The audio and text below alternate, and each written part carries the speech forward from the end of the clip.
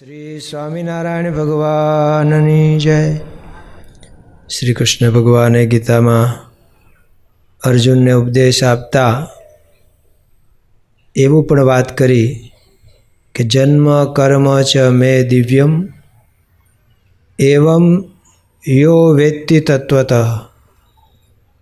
ત્યક્ત્વા દેહમ પુનર્જન્મ નેતિ મામેતિ સોર્જુન. આધ્યાત્મિક માર્ગમાં આ બહુ અગત્યની વાત છે. પોતાના ઈષ્ટદેવ એ દિવ્ય છે અને દિવ્ય જાણવાના છે, પણ મનુષ્ય બન્યા એટલે બધું જ મનુષ્ય જેવું જ કરે કામ. એમનો પ્રાગટ્ય થાય જન્મ. જો જીવની જેમ એને કંઈ ગર્ભવાસની પીડા નથી વેઠવી પડતી, એ પ્રગટ થાય છે. તો અહીંયા શ્રી હરિલામૃત ગ્રંથ એ ભગવાનના સ્વામિનારાયણ ભગવાનના લીલા ચરિત્રનો ગ્રંથ છે.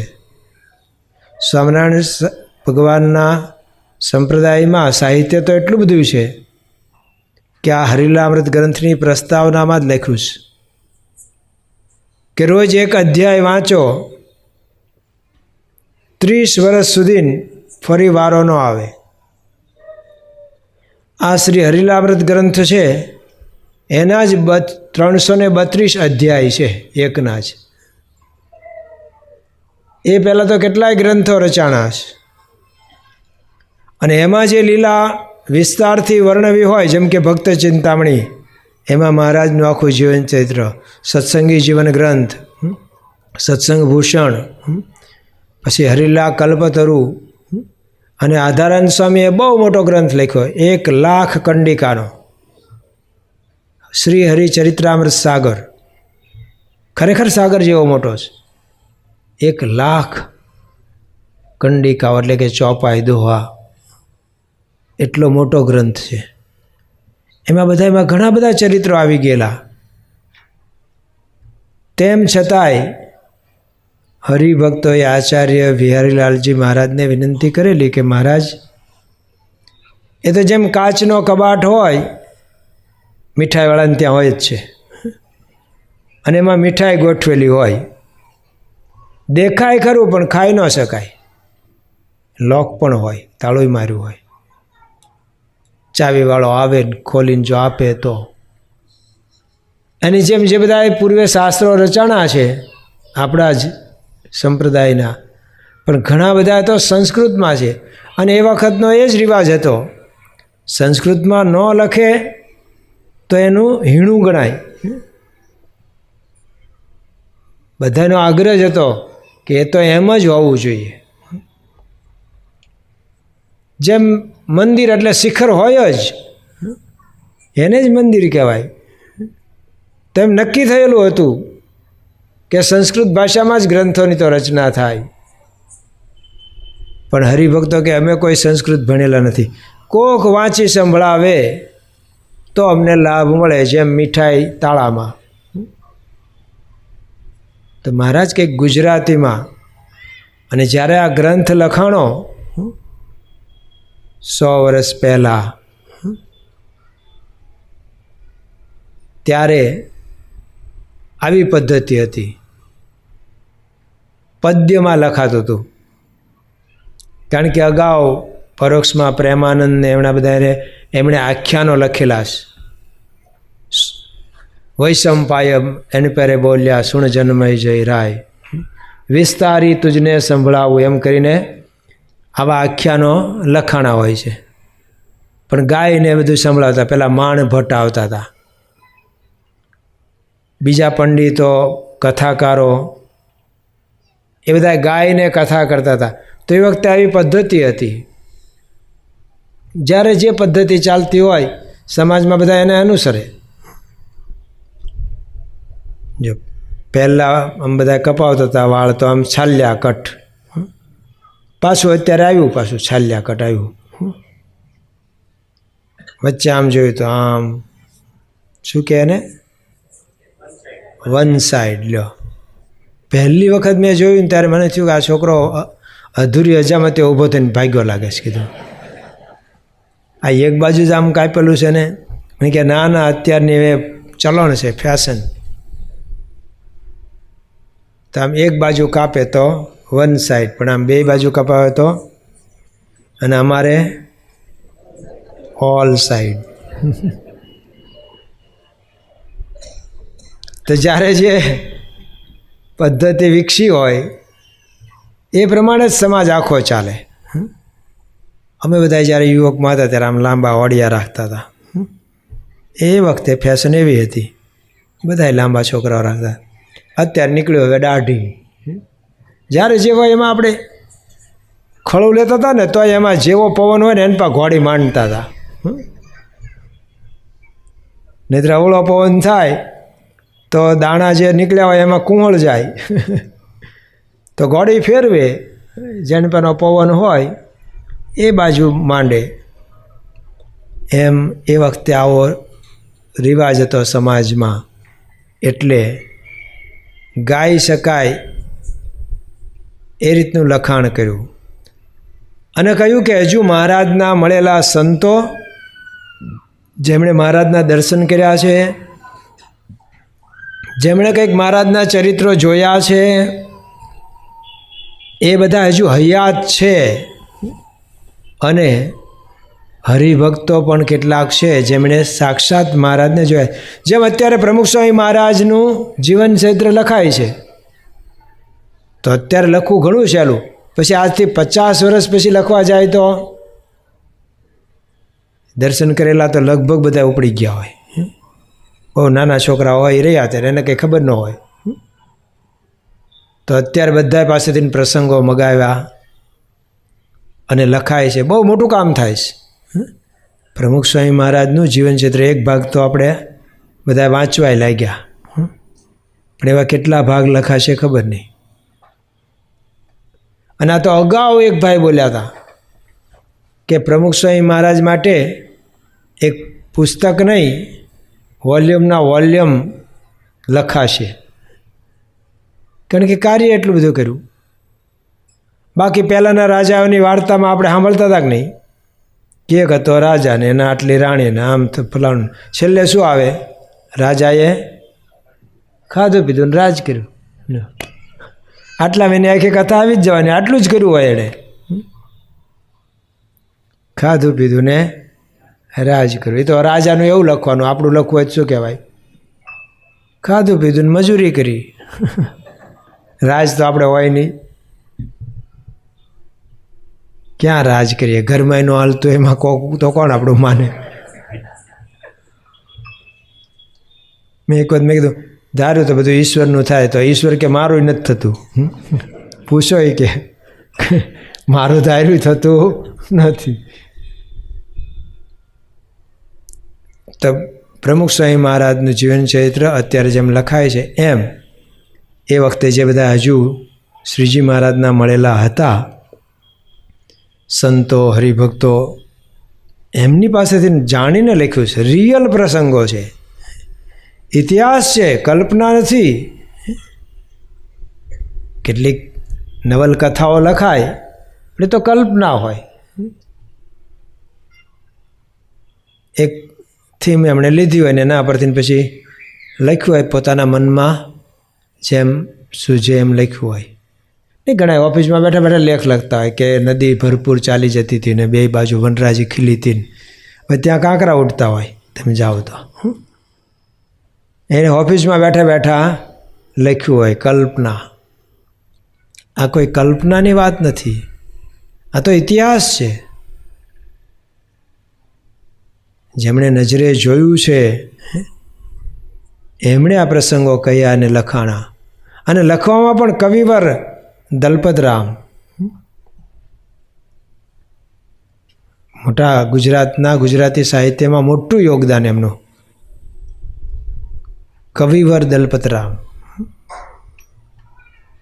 પાછા એમણે પોતે પાછા મહારાજના દર્શન કરેલા છે. ભગવાન સ્વામિનારાયણના 8 વર્ષની ઉંમરે એમના મામા સાથે ગઢડા ગયા હશે કંઈક પ્રસંગે, અને શ્રીજી મહારાજ બહારથી પધાર્યા ઘોડીએથી ઉતર્યા કે ભગુજીને કીધું કે આને જાઓ પાછા પાવરો ચડાવજો. કંઈક બહારથી ને આવ્યા હશે. પાવરો એટલે એને ખાણ જોગાણ કે. ઘોડું આમ કર્યા કરે ને એટલે એને મોઢામાં જ ચડાવી દે. ચામડાની કોથળી હોય, મોઢે આમ બાંધી દે. અંદર ચણ્યા કે બાજરો કે નાખ્યું હોય એટલે અંદર ને અંદર ક્યાંય ઢોળે નહીં ને એટલા માટે. માણસને તો ત્યારે એવું કરાતું નથી. ગમે ત્યાં હવે ઘણું તો સમજ્યા. બાકી પહેલાં દાંતણ કરતા હતા કેવા કરતા હતા. એક એક થાંભલે નિશાની હોય. જ્યાંથી હાલતો જાય ને ત્યાં ઠપકારતા જાય બધે.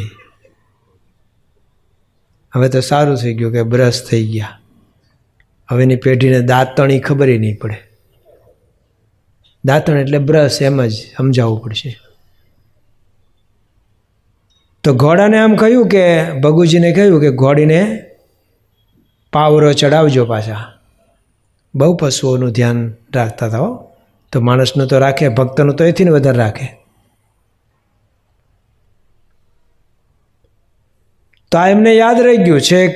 78 વર્ષ એ જીવ્યા. 70 વર્ષ સુધી યાદ રહ્યું. જીવનનું એમનું સંભારણું બની ગયેલું.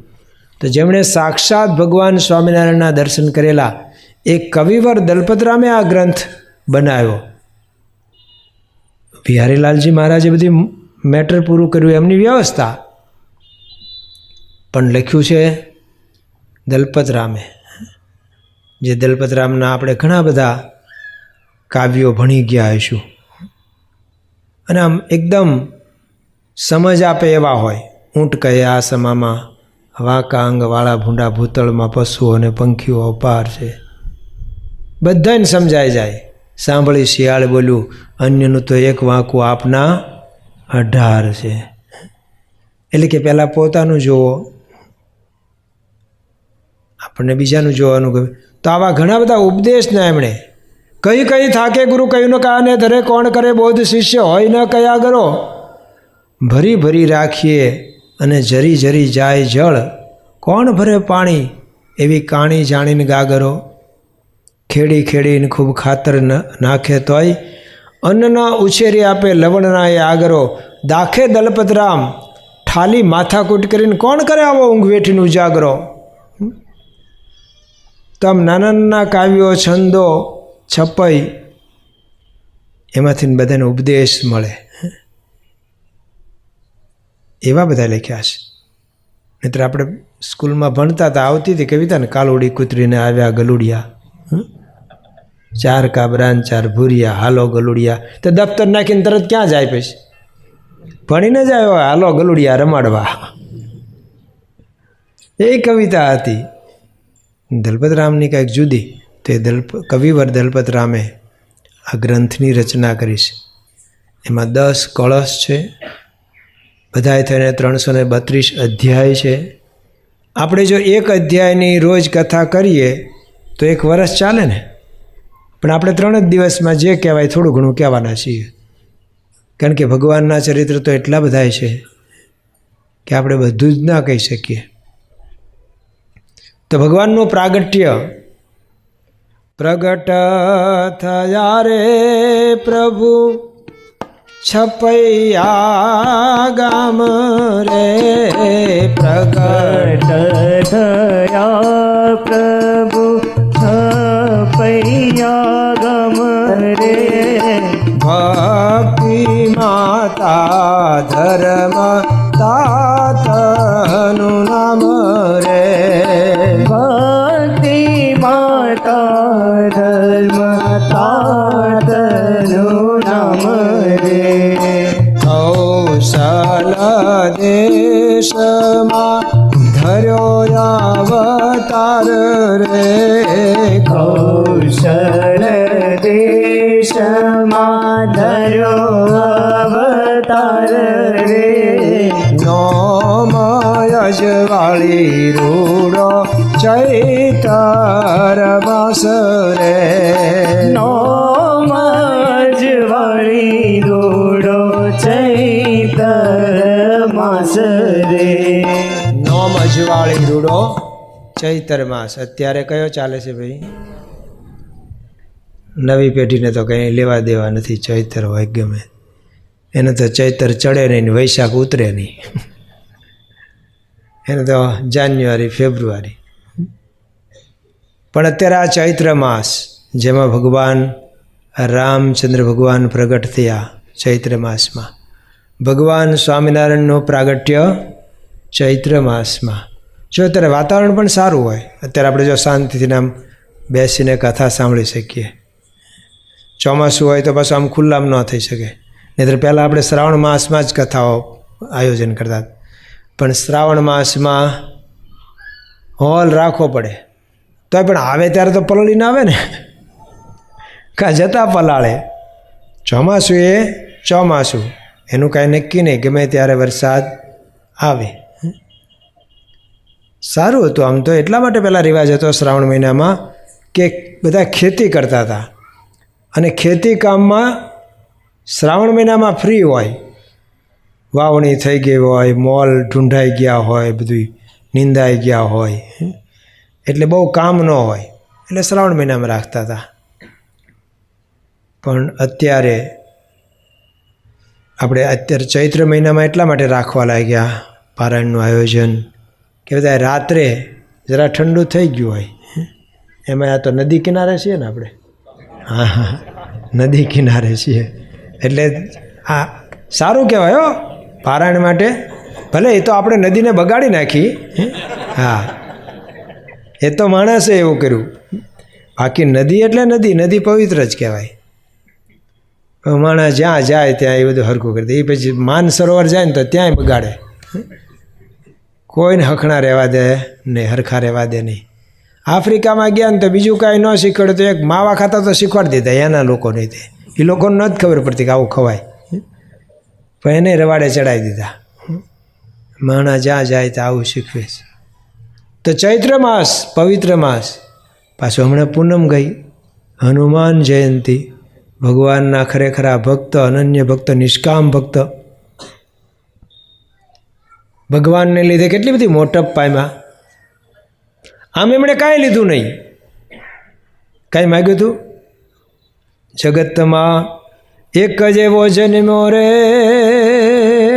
જેણે રામને ઋણી રાખ્યા. જગતમાં એક જન્મ્યો રે જેણે રામને ઋણી રાખ્યા. રામને ઋણી રાખ્યા રે જેણે પ્રભુને ઋણી જોને રાખ્યા. જગતમાં એક જન્મ્યો રે જેણે રામને ઋણી રાખ્યા.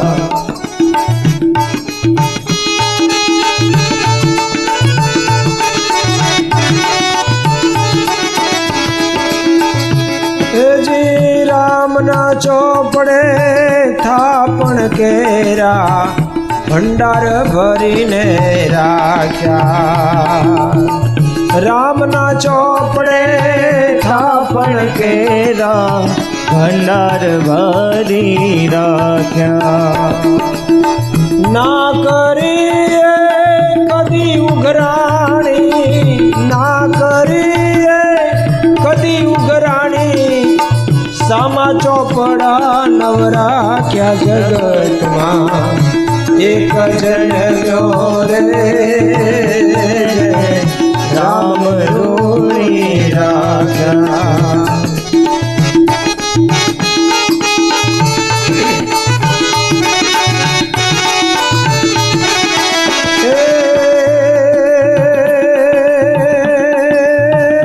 રામના સગળા કામ કર્યા પણ બેસણા બારણે રાખ્યા. રામના સગળા કામ કર્યા પણ બેસણા બારણે રાખ્યા. રાજ સત્તામાં ભડકારે ભાળ્યા, રાજ સત્તામાં ભડકા ભાળ્યા, એને ધૂળમાં ધામા જો નાખ્યા. જગતમાં એક જન્મ્યા રે રામ ઋણી તો આવા નિષ્કામ ભક્ત હનુમાન દાદા કાંઈ માગ્યું નહીં. કહા કહું કીર્તારકું, આ તો પ્રારબ્ધ કા ખેલ. કહા કહું કીર્तारकू, आ तो प्रारब्ध का खेल. विभीषण को लंका मिली और हनुमान को तेल. काम સૌથી વધારે કોણે કર્યું? રામાયણ વાંચો ને તો સૌથી વધારે હનુમાનજી ને લક્ષ્મણજી, બે ભગવાનના ખરેખરા સેવક. અને બેયને કાંઈ લેવા દેવા નહીં, કશું જ અપેક્ષા નહીં. બહુ ઓછું મળે. સુર નર મુનિ સબકે હરીતિ, સ્વાર્થ લાગી કરત સબ પ્રીતિ. સુર નર મુનિ સબકી હરીતિ, સ્વાર્થ લાગી કરત સબ પ્રીતિ. सुर नर मुनि सबकी यह रीति, स्वार्थ लागी करत सब प्रीति. स्वार्थ लागी करत सब प्रीति, स्वार्थ लागी करत सब प्रीति. सुर नर मुनि सबकी यह रीति, स्वार्थ लागी करत सब प्रीति. સ્વાર્થ હોય તો બધા કંઈક કરે. સાહેબ મારા કામનું શું થયું, મારું શું થયું, પણ સાહેબ કે પહેલાં મારું શું થયું? તો સાહેબ તમારું કંઈ હજી વિચાર્યું નથી? તો કે તમારું કંઈ વિચાર્યું નથી. મારું કંઈક થાય તો તમારું કંઈક થાય. જગત આખું આવી રીતનું હોય છે. જ્યારે હનુમાન દાદાએ કોઈ અપેક્ષા વગર કેવળ સેવા ભાવના, અને આને જ સેવા કહેવાય. નોકરી કરે એ સેવા કહેવાય, પણ સામે પગાર મળે છે. પગાર બંધ થાય તો કોઈ જાય નહીં. તો હનુમાન જયંતી ગઈ. ખરેખર આદર્શ ભક્ત